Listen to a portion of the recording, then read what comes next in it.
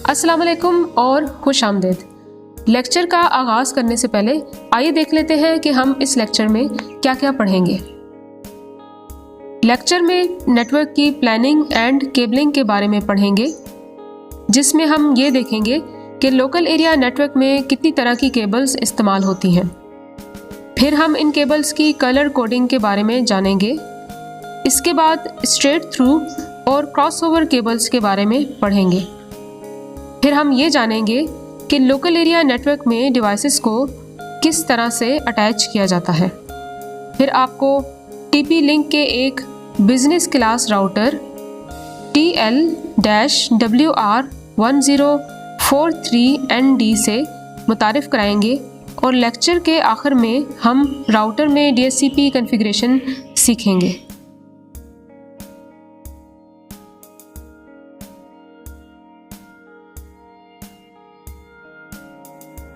जैसा कि हमने अपने पिछले लेक्चर्स में UTP केबल्स के बारे में पढ़ा कि UTP cables local area network connectivity में इस्तेमाल होने वाली वो वाहिद केबल्स हैं जो कि कीमत में इंतहाई कम और इंस्टॉलेशन में भी आसान है।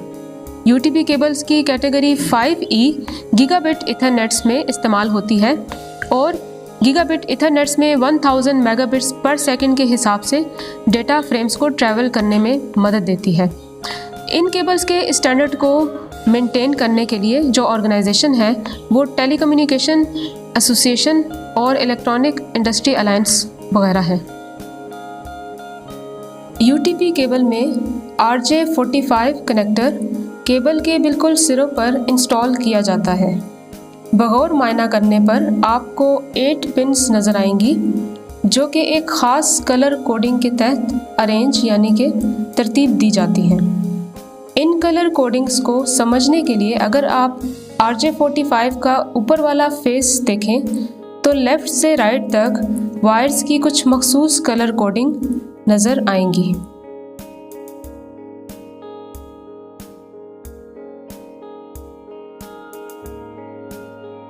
एक ईथरनेट यानी कि वायर्ड लोकल एरिया नेटवर्क में डिवाइसेस अमूमन 2 तरह के इंटरफेसेस इस्तेमाल करते हैं।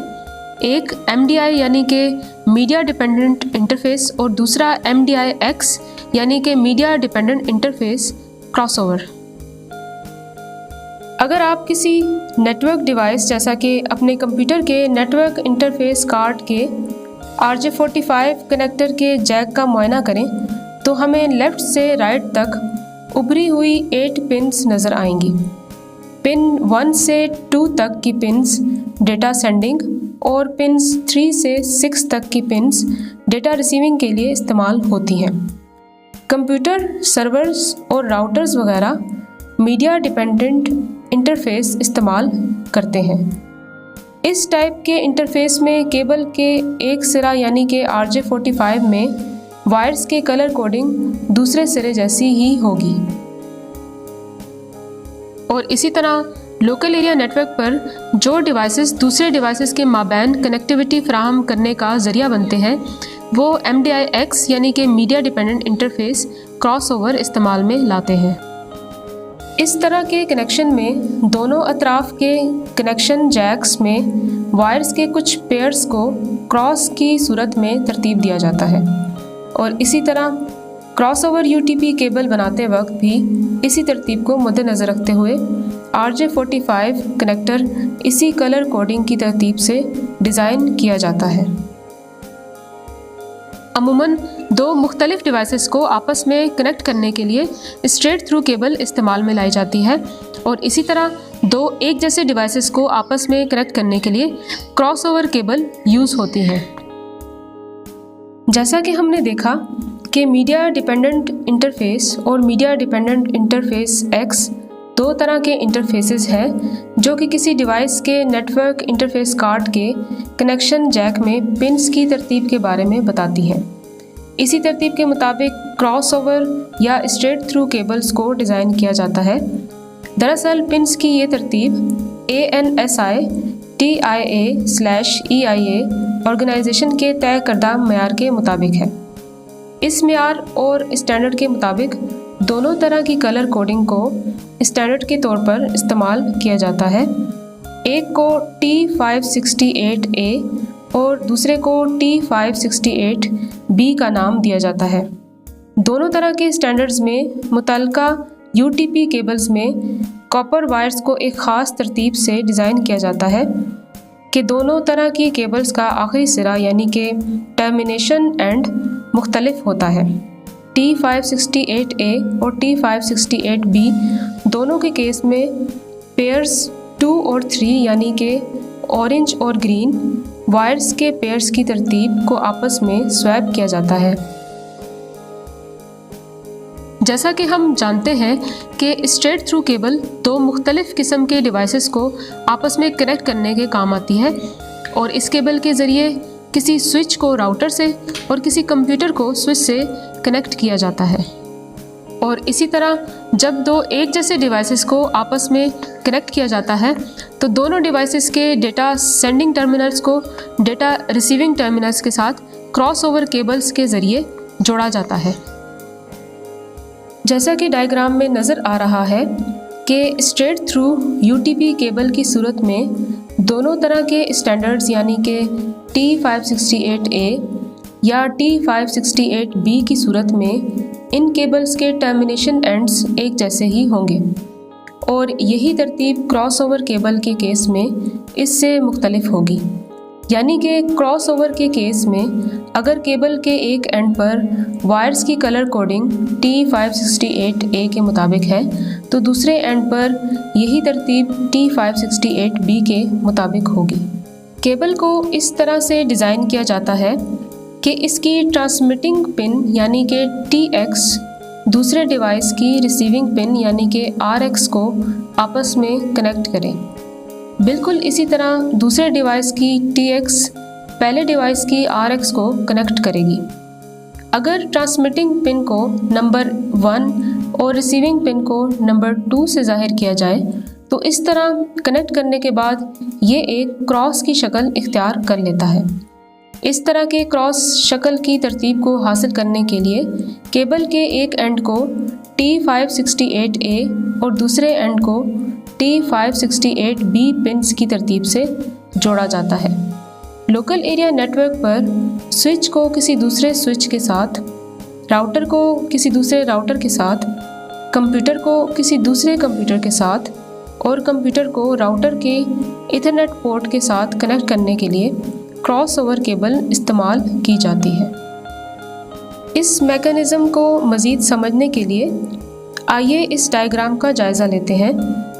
जैसा कि इस डायग्राम से वाज़ेह है, स्विचेस से राउटर, कंप्यूटर से स्विचेस और सर्वर से स्विचेस तक जो केबल इस्तेमाल होगी वो स्ट्रेट थ्रू केबल है, जबकि स्विच से दूसरे स्विच तक, राउटर से दूसरे राउटर तक और कंप्यूटर से दूसरे कंप्यूटर तक कनेक्शन के लिए क्रॉसओवर केबल इस्तेमाल की गई है। आजकल के डिवाइसेस में ये फंक्शनैलिटी पाई जाती है कि वो MDI या MDI-X पोर्ट्स को क्रॉसओवर या स्ट्रेट थ्रू केबल के मुताबिक ऑटोमेटिकली स्वैप करने की सलाहियत रखती हैं। चुनाचे ऐसे भी हो सकता है कि अगर हम किसी कंप्यूटर को किसी स्विच के साथ क्रॉसओवर केबल के ज़रिए कनेक्ट करने की कोशिश करें तो ऐसा हो सकता है कि स्विच की पोर्ट्स में ये खसूसियत हो कि वो MDI-X इंटरफेस को इलेक्ट्रिकली MDI इंटरफेस में कन्वर्ट करके कनेक्शन को बहाल कर दे। जैसा कि RJ45 कनेक्टर में हमने T568A और T568B वायर्स की कलर कोडिंग के बारे में देखा और फिर हमने ये भी जाना कि UTP स्ट्रेट थ्रू केबल की तैयारी में हम केबल के दोनों सिरों पर वायर्स की कलर कोडिंग एक जैसी ही रखेंगे। यानी कि अगर वायर के एक सिरे पर हम T568A को मुद्देनज़र रखते हैं तो उसके दूसरे सिरे पर भी हम T568A स्टैंडर्ड ही इस्तेमाल करेंगे। और इसी तरह क्रॉसओवर केबल की तैयारी में हम ये देखेंगे कि अगर वायर का एक सिरा हम T568A स्टैंडर्ड के मुताबिक कलर कोडिंग रखते हैं तो दूसरे सिरे पर हम T568B की कलर कोडिंग को इस्तेमाल में लाएंगे।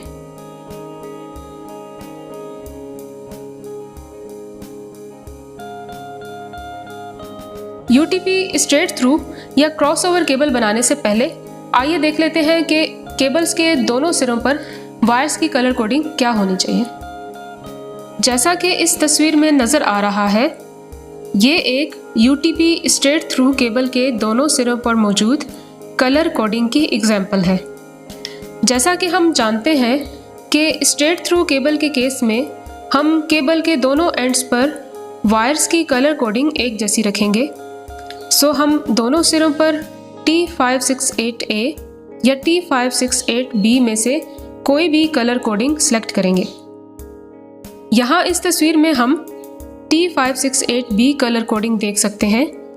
इस कोडिंग के मुताबिक पहले वाइट ऑरेंज है, फिर ऑरेंज, फिर वाइट ग्रीन, फिर ब्लू, फिर वाइट ब्लू, फिर ग्रीन, फिर वाइट ब्राउन और आखिर में ब्राउन वायर है।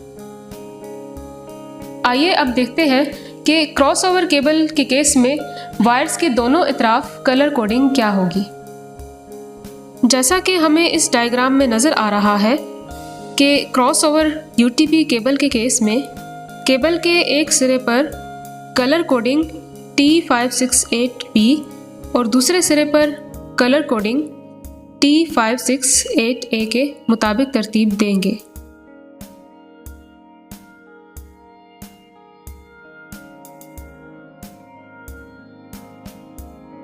आइए देखते हैं कि UTP केबल की तैयारी में कौन कौन से टूल्स इस्तेमाल होंगे। सबसे पहले आपको एक UTP Cat5, Cat5e या Cat6 की केबल चाहिए। ये केबल बाज़ार से बआसानी दस्तयाब है। इसके अलावा आपको कुछ RJ45 कनेक्टर्स चाहिए जो कि कीमत में कम और बाज़ार से बआसानी दस्तयाब हैं। आपको एक क्रिम्पिंग टूल भी चाहिए। ये दरअसल कनेक्टर को अच्छी तरह से प्रेस करने के काम आता है। इसकी मदद से कनेक्टर में वायर्स अच्छी तरह से पेवस्त हो जाती हैं। आपको चाहिए एक अदद कैंची या सिजर्स जो कि तेज़ हो ताकि वायर्स को अच्छी तरह से काट सके। इसके अलावा एक केबल टेस्टर भी दरकार है जो कि केबल की तैयारी के बाद उसे टेस्ट कर सके कि आया वो केबल डाटा सेंडिंग और रिसीविंग के लिए तैयार है या नहीं। आइए देखते हैं कि इन तमाम टूल्स को इस्तेमाल करते हुए UTP केबल किस तरह से बनाई जाए। केबल की ऊपरी सतह पर मौजूद प्लास्टिक की शील्ड को तकरीबन 1 इंच के बराबर काट लें। ये काम आप क्रिम्पिंग टूल के अंदर लगे हुए छोटे ब्लेड के साथ भी कर सकते हैं। अब तमाम कलर्स के पेयर्स को खोलें। अब अपने उल्टे हाथ में इन छोटी वायर्स को पकड़ें और T568A या T568B के मुताबिक कलर कोडिंग तरतीब दें। यहाँ तस्वीर में आपको T568B के मुताबिक कलर कोडिंग नज़र आ रही है। तमाम वायर्स को इस तरह तरतीब देने के बाद इनके सिरों को कैंची से काट कर हमवार कर दें। अब इन तमाम वायर्स को आहिस्ता से RJ45 कनेक्टर के अंदर इंसर्ट करें, यहाँ तक कि इन वायर्स का सिरा कनेक्टर के सिरे को टच करे और केबल की शील्डिंग का कुछ हिस्सा कनेक्टर में चला जाए। अगर इसे टॉप से देखा जाए तो ये कुछ यूं नज़र आएगा। ये एक सही तरतीब है। इसी तरह अगर आपका कनेक्टर तस्वीर में नज़र आने वाली दोनों सूरतों में से किसी एक के मुताबिक हो तो इसका मतलब है कि आपने कनेक्टर में डालने से पहले वायर्स को उनकी मुनासिब लंबाई के मुताबिक नहीं काटा था। सो ये डायग्राम में नज़र आने वाली दोनों सूरतों के मुताबिक ठीक नहीं है। जब आप डायग्राम में दी गई शक्ल के मुताबिक कनेक्टर तैयार कर लेंगे तो बड़ी एहतियात से इसे क्रिम्पिंग टूल के RJ45 कनेक्टर के जैक में रखें और फिर क्रिम्पिंग टूल को आहिस्ता से दबाएं कि कॉपर वायर्स बआसानी RJ45 कनेक्टर में एडजस्ट हो जाएं। यूँ हमने UTP केबल का एक सिरा बमा RJ45 कनेक्टर के तैयार कर लिया। इस UTP केबल के दूसरे सिरे को तैयार करने के लिए ये देखा जाएगा कि अगर तो केबल स्ट्रेट थ्रू है तो यही स्टेप्स केबल के दूसरे सिरे पर भी दोहराएं। लेकिन अगर केबल क्रॉस ओवर है तो दूसरे एंड पर कलर कोडिंग T568A के मुताबिक रखकर यही स्टेप्स रिपीट करें। केबल के दोनों एंड्स की तैयारी पर केबल के दोनों एंड्स केबल टेस्टर में डालें और सेंडिंग और रिसीविंग को टेस्ट कर लें। यूँ हमारी UTP नेटवर्क केबल तैयार हो गई।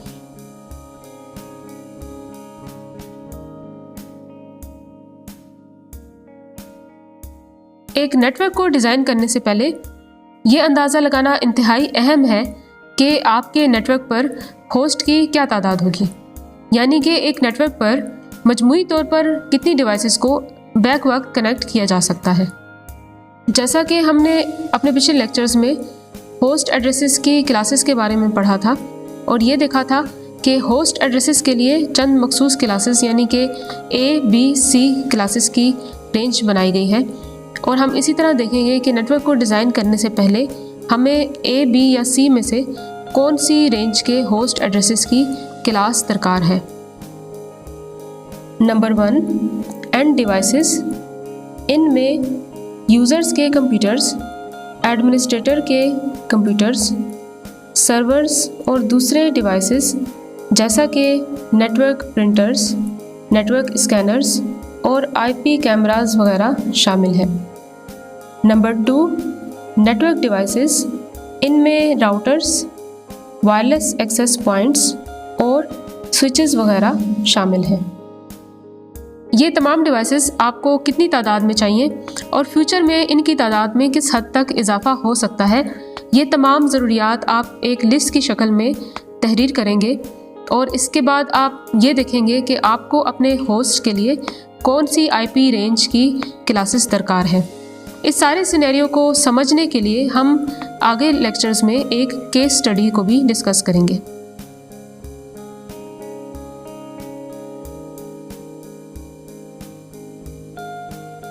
अब हम राउटर की कॉन्फ़िगरेशन के बारे में बात करते हैं। हम यहाँ पे 3 तरह के राउटर की कॉन्फ़िगरेशन सीखेंगे। सबसे पहले हम एक बिजनेस क्लास के स्टैंडर्ड राउटर की कॉन्फ़िगरेशन सीखेंगे।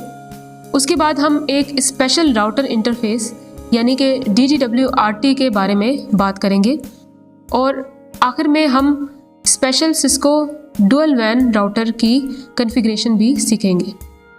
सबसे पहले हम TP-Link के एक बिजनेस क्लास स्टैंडर्ड राउटर की कॉन्फ़िगरेशन देखते हैं। जैसा कि हमने अपने पिछले लेक्चर्स में देखा कि राउटर की ख़रीदारी के वक्त किन किन बातों को मद्देनज़र रखना चाहिए।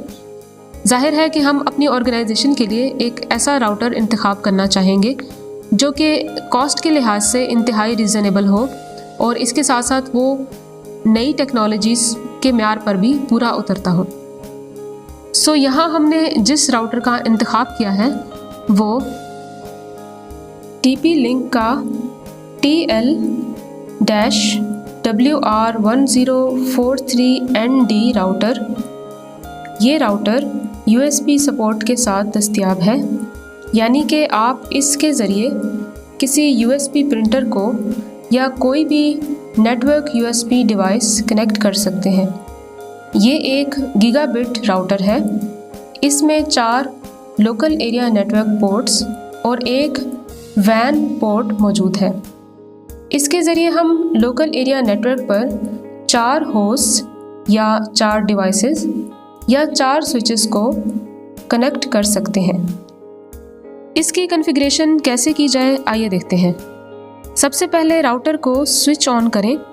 इसके बाद एक पैच केबल लेकर इसका एक सिरा राउटर के किसी भी लैन पोर्ट के साथ कनेक्ट करें और इसका दूसरा सिरा अपने कंप्यूटर के नेटवर्क इंटरफेस कार्ड की पोर्ट के साथ कनेक्ट करें।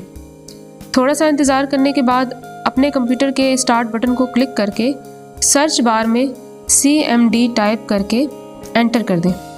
इसके बाद कमांड प्रॉम्प्ट पर ipconfig टाइप करें और एंटर करें। आपके पास कुछ इन्फॉर्मेशन डिस्प्ले होंगी।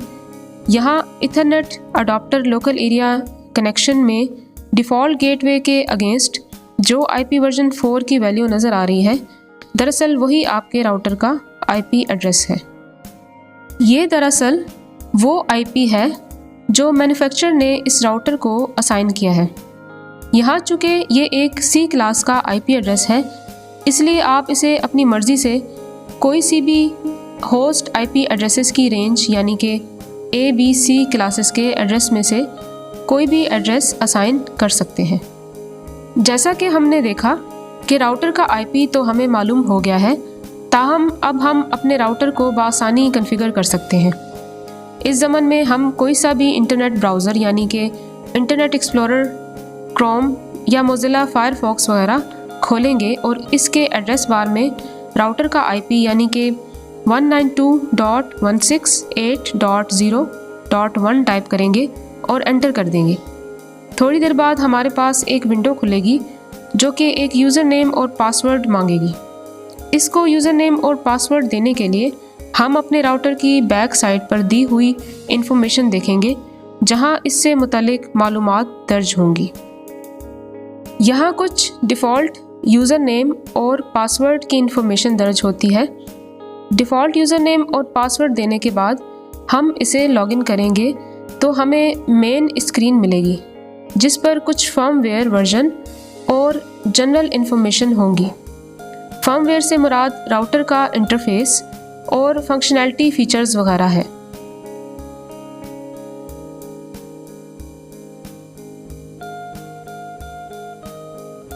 अब हम राउटर में DHCP की कॉन्फ़िगरेशन के बारे में देखते हैं। जैसा कि हमने देखा कि किस तरह कमांड प्रॉम्प्ट में जाने के बाद IP कॉन्फ़िग के ज़रिए हमने राउटर का IP मालूम किया।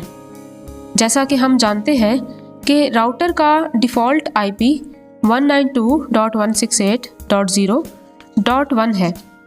मिसाल के तौर पर हम अपनी मर्ज़ी से अपने नेटवर्क के लिए IP होस्ट एड्रेसेस की रेंज का इंतखाब करते हैं और वो IP होस्ट एड्रेसिंग रेंज 192.168.1.1 से लेकर 192.168.1.254 तक है।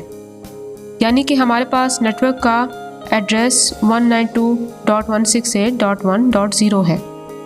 DHCP को कॉन्फ़िगर करने के लिए सबसे पहले हम राउटर का IP एड्रेस चेंज करेंगे।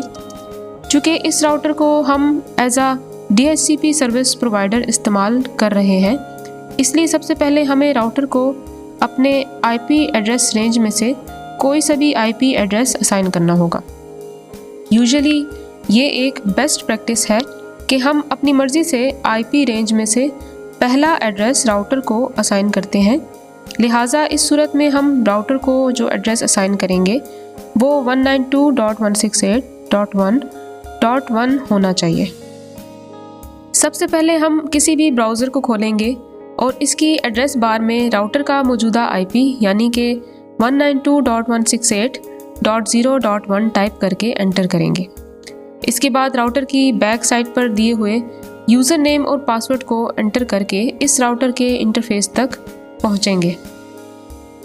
अब राउटर के लेफ़्ट साइडेड मेन मेन्यू पर मौजूद नेटवर्क की ऑप्शन को क्लिक करके LAN की ऑप्शन को क्लिक करेंगे तो हमारे पास ये विंडो खुल जाएगी, जहां हमें राउटर का मौजूदा IP एड्रेस नज़र आएगा।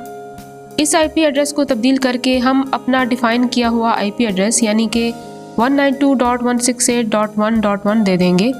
ये चूँकि क्लास C का IP एड्रेस है, इसलिए सबनेट मास्क की जगह हम 255.255.255.0 लिखेंगे और सेव का बटन प्रेस कर देंगे।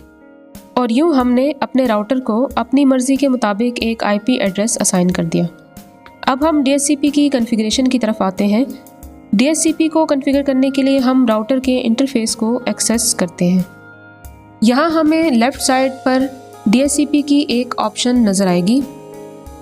यहाँ हम जब DHCP को क्लिक करेंगे तो हमारे पास ये मेन्यू एक्सपैंड हो जाएगा। DHCP सेटिंग को क्लिक करेंगे तो हमारे पास DHCP सेटिंग की एक विंडो खुल जाएगी, जहाँ कुछ डिफ़ॉल्ट वैल्यूज़ नज़र आएंगी।